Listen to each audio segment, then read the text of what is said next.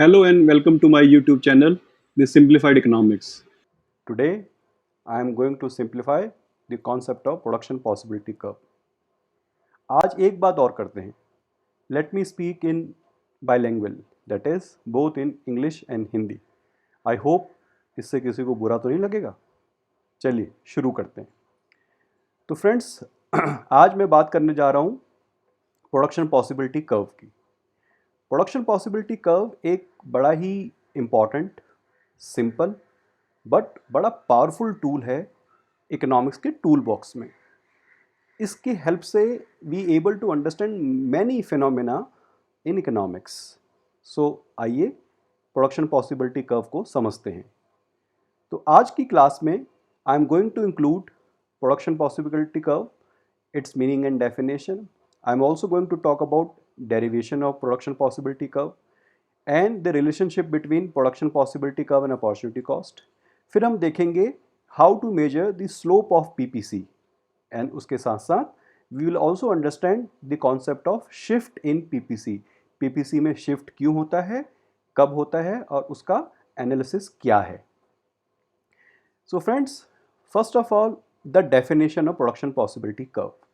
So the definition is there in front of you. I will read it out for you, but let us understand the basic meaning of production possibility curve first, then the definition of course. So as I said, production possibility curve is a very powerful tool.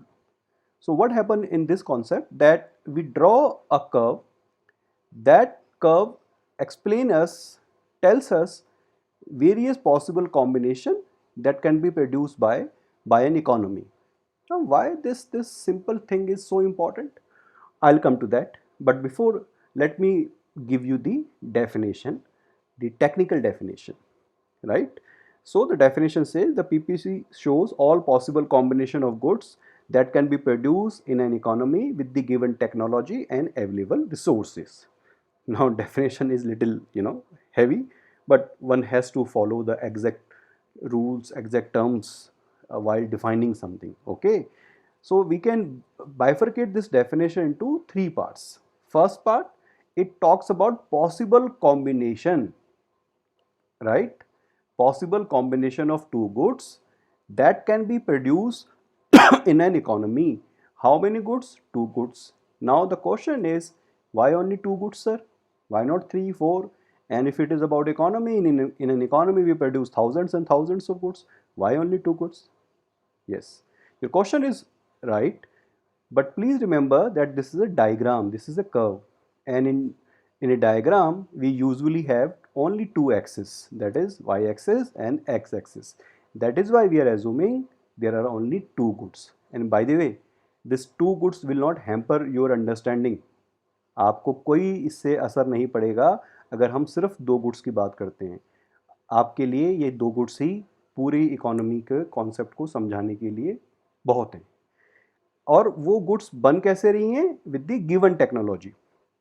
Given का मतलब economics में होता है in a way fix technology, right? Means the technology is there and you are not changing the technology. Please understand this. So technology remains same for the production of these two goods and available resources. So please also remember the concept of resources in economics. Available resources means resources is divided into various categories. In your other social sciences, in your junior classes, you must have seen that. But in economics, most of the time we are referring to resources in terms of factors of production, and the factors of production are land, labor, capital and entrepreneur. So whatever the resources are there, are there to produce these two goods. Okay, so let me again repeat the whole definition. There are two goods which are produced in an economy with the help of a technology and with the help of available resources, right? PPC also known as, sometime also known as PPF or transformation curve. Okay, now this is your PPC. So as we have said, two goods, suppose those two goods are guns and bread, right? So this economy is producing gun or bread or both. So these are the possibilities. That is why the name production possibility curve. So this is about production, this is about possibility. Please remember this. So production of guns, production of bread, right? And possibilities are, suppose options A, B, C, D and E. So in possibility A, we are not producing guns, we are only producing bread, right? Okay, so if we are not producing guns and we are producing only bread, then all resources are going in the production of bread, and that is why we are producing this much of bread. Okay, next. But then we realize that we need some guns also for our security purpose. So we are producing, let's say, 1 unit of gun. Please understand, this 1 unit doesn't mean one single gun. Huh? This 1 unit could be 1000, 10,000, 1 lakh. Okay. So the moment you decided that you need some guns, of course, because resources are limited. Remember my first lecture where I have told you that the fundamental statement in economics is resources are limited and human wants are unlimited. So this leads to scarcity of resources. Scarcity मतलब कमी होना resources की, ठीक है? चाहे कोई भी देश हो दुनिया का, थोड़े बहुत resources तो हर जगह कम होते हैं, हर जगह सारे resources नहीं होते हैं. So कुछ resources कहाँ चले गए अब? In the production of guns, और बाकी resources अभी भी bread का production कर रहे हैं, and so on. Suppose हम एक दूसरी extreme condition में चले गए जब हमको लग रहा है कि हमको सिर्फ गन्स प्रोड्यूस करनी चाहिए and we are not producing anything of bread. तो हम सिर्फ गन्स प्रोड्यूस कर रहे हैं, तो हम कितनी गन्स प्रोड्यूस कर पा रहे हैं with the help of technology and given resources? हम 4 यूनिट ऑफ गन्स प्रोड्यूस कर पा रहे हैं. और अगर हमने सारे रिसोर्सेज गन्स के प्रोडक्शन में लगा दिए, सो नेचुरली अब हम ब्रेड का प्रोडक्शन नहीं कर पाएंगे. और ऐसे सारे विभिन्न ऑप्शंस को, पॉसिबिलिटीज़ को अगर हम ज्वाइन करें तो we will get this production possibility curve, right? Okay, now the next question is PPC की shape कहाँ से आती है? By the way, please remember this shape is known as concave to PPC is concave to the origin, concave, right? So there are 3 possibilities: concave, convex and linear or straight line. So PPC is the normal shape of PPC is concave. अब भाई concave की हिंदी मुझे नहीं आती है, so please bear with me, right? लेकिन PPC की shape concave ही क्यों होती है ये हमें समझना पड़ेगा. concave क्या होता है? ये अब shape दिखाई दे रही है आपको, ये concave है. समझाने के लिए, याद रखने के लिए, मैथ्स में concave functions वगैरह होते हैं, वो थोड़े एडवांस बातें हैं, बट हमें सिर्फ फिलहाल डायग्राम याद करना है, समझना है. कॉन्केव मीन्स जिसका मुंह बंद हो या टूवर्ड्स ओरिजिन हो. कॉन्वेक्स मतलब जो बाहर की तरफ देख रहा है, आउटसाइड. एंड स्ट्रेट लाइन तो आपको पता ही है, नेक्स्ट स्लाइड में you will be able to understand. अब आप ये देखिए, this is the concave to the origin, right? Now question is, और मैंने बताया भी आपको कि नॉर्मली पीपीसी की शेप कॉन्केव ही होती है. तो कॉन्केव क्यों होती है? This is the question. और अगर बाकी शेप हो सकती हैं तो वो कब कब होती हैं या कैसे हो सकती हैं?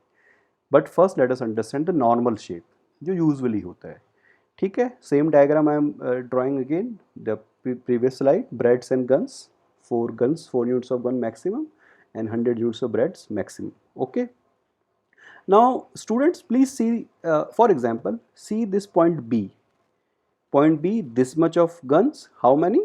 1 unit, and this much of breads, how many? 70 units. Okay, then you decided to move from B to C, that is the government decided that we need more guns, so let us produce 2 units of guns now. So 1 to 2, am I right? Clear?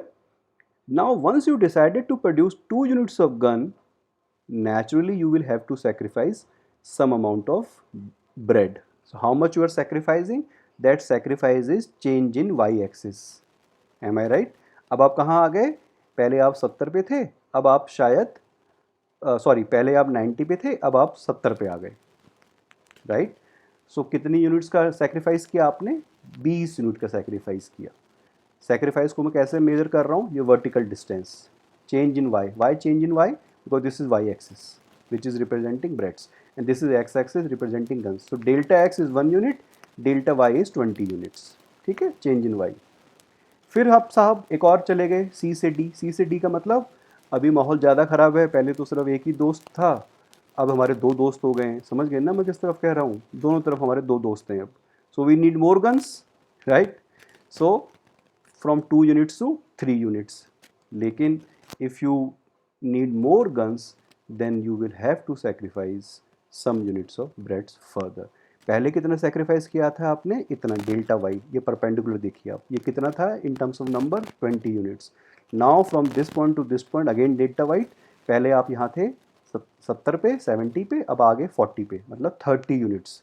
तो पहले 20 का sacrifice था, अब 30 का sacrifice है.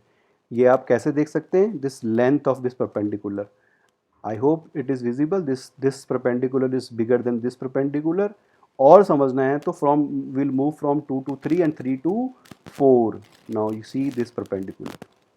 So every time the sacrifice of y in terms of y is more and more, right?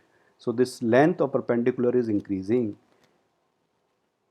right? And that is why it is getting the shape of concave to origin.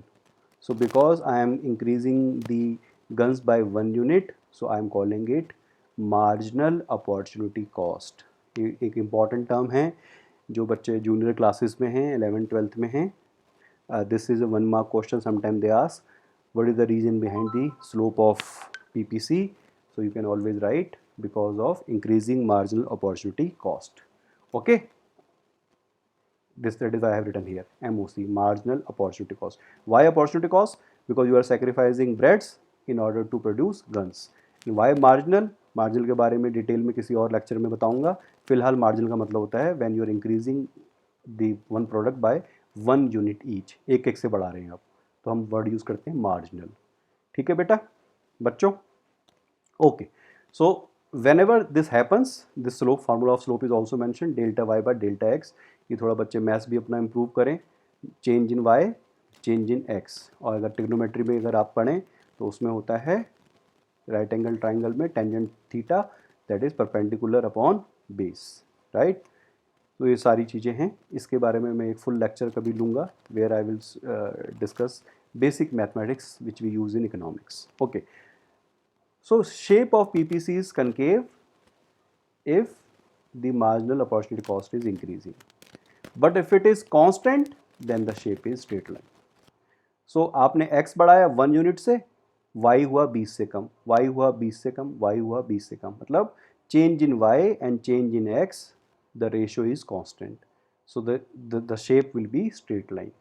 Up every time you are increasing guns by 1 unit, every time you are sacrificing y by 20 units or 10 whatever, 10 20 25 whatever, so then the shape will become straight line. एक third अभी रह गया convex to the origin, वो आपका homework है, उसको आप खुद करके देखना कि पीपीसी की शेप कॉन्वेक्स कैसे हो सकती है. It is a theoretical possibility, in reality it's not possible. Reality में सबसे ज़्यादा यही पॉसिबल है या कभी कभी ये पॉसिबल है, बट मैथमेटिकली हम वो कर सकते हैं the third case. That is why I am giving you a homework for that. Okay, let us come back to this again. बात पूरी नहीं हुई है, पिक्चर अभी बाकी है फ्रेंड्स. मैंने ये तो बता दिया कि इसकी कॉन्केव शेप होती है, लेकिन मैंने ये नहीं बताया कि आपको हर बार ज़्यादा और ज़्यादा सेक्रीफाइस ब्रेड्स का क्यों करना पड़ रहा है. आइए इसको टेबल में देखते हैं जो हमने पहले देखी थी. अब आप देखिए ब्रेड का sacrifice from 100 to 90, 90 to 70, 70 to 40, 40 to 0, right. यहाँ आप एक एक से बढ़ रहे हैं, लेकिन यहाँ आप 20 30 40 0, सीधा आपका सेक्रीफाइस बढ़ता ही जा रहा है. सेक्रीफाइस क्यों बढ़ रहा है, ये एक बहुत ही बड़ा फंडामेंटल क्वेश्चन है. तो इसका आंसर है फ्रेंड्स कि जब भी हम किसी दूसरी कमोडिटी का प्रोडक्शन बढ़ाते हैं, we will have to sacrifice more and more of the first commodity, because the resources which were available earlier for the production of this commodity, now you are shifting the same resources for the production of other commodity, that is guns in this case. तो उससे क्या होता है, आपने सबसे पहले आपने अपने सबसे अच्छे रिसोर्सेज को भेजा गन्स बनाने के लिए, सबसे अच्छे इन द सेंस जिनका गन्स बनानी भी आती थी. फिर आपको और गन्स बनानी है तो आपने और रिसोर्सेज को, सपोज लेबर की बात कर रहे हैं हम लोग फिलहाल सिर्फ, फिर आपने कुछ और लेबर्स को भेजा, लेकिन आप क्योंकि आप बेस्ट लेबर तो अपने ऑलरेडी भेज चुके थे, तो सेम यूनिट ऑफ गन्स बनाने के लिए आपको ज़्यादा लेबर चाहिए, इसीलिए आपको अब और लेबर को आप यहाँ भेज रहे हैं. अब और लेबर, तो जब ज़्यादा लेबर यहाँ जाएगा तो नेचुरली ब्रेड के प्रोडक्शन में इम्पैक्ट पड़ेगा, राइट. बहुत छोटी छोटी बातें होती हैं, ये समझना बहुत ज़रूरी है इकोनॉमिक्स में. चलिए जल्दी से आगे बढ़ते हैं. अब हम जानना चाहते हैं shift in PPC, this will be the last point today, तो उसको थोड़ा ध्यान से पढ़ लेते हैं। शिफ्ट इन पीपीसी की हम बात करेंगे, उससे पहले एक छोटी सी बात मैं आपको समझाना चाहता हूँ। अगेन मैंने जैसे बताया था कि पीपीसी बहुत ही simple but it's very powerful concept. देखिए अब वो क्यों है। जब भी whenever there is a point on PPC, any combination of goods on PPC, that is let's say for example point E, good Y good X, और ये आपका point E है, मतलब इतना good I और इतना good X, ठीक है, ये हमने पहले भी करा हुआ है। इसका मतलब क्या है, इसका बहुत ही गहरा मतलब है। Any point on PPC means that we are fully and efficiently utilizing our resources. It's a very very important thing. If you are producing on PPC, it means economy is utilizing its resources efficiently and fully. मतलब economy बहुत अच्छा काम कर रही है, उसके जितने resources से सबको यूज़ कर रही है और एफिशिएंटली यूज़ कर रही है। तो क्या ये आसान बात है पीपीसी पे होना? नहीं, क्योंकि full utilization of resources is almost impossible. आपको लगता है इंडिया में जितनी लैंड है, जितनी लेबर है, जितनी कैपिटल सब यूटिलाइज हो रही है? नहीं हो रही। तो इसका मतलब हम यूजुअली कहाँ काम करते हैं? Inside PPC, like this point G. तो जी का मतलब क्या है? Inefficient utilization of resources, and usually we are here, I am not saying exactly here, anywhere inside the PPC. जितने इनसाइड है उतने खराब हैं, जितना टुवर्ड्स ई हैं, टुवर्ड्स पीपीसी हैं, उतना हम कोशिश कर रहे हैं अच्छा बनने की। What about any point outside PPC? So this is full utilization, this is underutilization, and any point outside PPC, कौन कौन मन में बोल रहा है ओवर यूटिलाइजेशन? ओवर यूटिलाइजेशन नाम की कोई चीज़ नहीं होती है, तो any point outside PPC is not possible. Okay, चलिए now let us see this point. अभी हम ये जानना चाहते हैं क्या पीपीसी हमेशा तो ही नहीं रहेगा, कभी तो बढ़ेगा भी ना। For example this is the original PPC, this is the new PPC, ऐसा क्या हो सकता है? Right word shift in PPC. इसमें एक डायग्राम और बन सकता है, left word shift in PPC, ये भी पॉसिबल है भाई, चीज़ें कम भी हो सकती हैं। तो ये ज़्यादा होपफुली ज़्यादातर ज़्यादा ही होती हैं our PPC shift to rightward. So reason is three basic reason: increase in resources, improvement in technology and improvement in education. ठीक है, आपके रिसोर्सेज बढ़ गए, कैपिटल ज़्यादा आ गई, लेबर बढ़ गए, तो अब आप ज़्यादा प्रोडक्शन कर सकते हो। टेक्नोलॉजी आपकी डेवलप हो गई तो आप ज़्यादा प्रोडक्शन कर सकते हो। एजुकेशन अच्छी हो गई, good qualified engineers, doctor, teachers अच्छे हैं, तो आपके लेबर अच्छा काम करेगा, उसकी उसकी एफिशिएंसी बढ़ेगी, उसकी प्रोडक्टिविटी बढ़ेगी, तो ज़्यादा प्रोडक्शन होगा। तो ये तीनों रीज़न की वजह से पीपीसी में शिफ्ट राइट वर्ड। ठीक है, इसका उल्टा भी हो सकता है, लेफ्ट वर्ड। यही तीनों उल्टा हो जाए, loss of resources, technology, negative improvement in technology, education become verse, right. Usually ऐसा नहीं होता है, लेकिन अगर हो जाए तो पीपीसी इनसाइड भी मूव कर सकता है। Okay, but as I said कि this simple looking diagram tells us many thing. For example, आज के लास्ट बात करते हैं फिर ख़त्म करते हैं।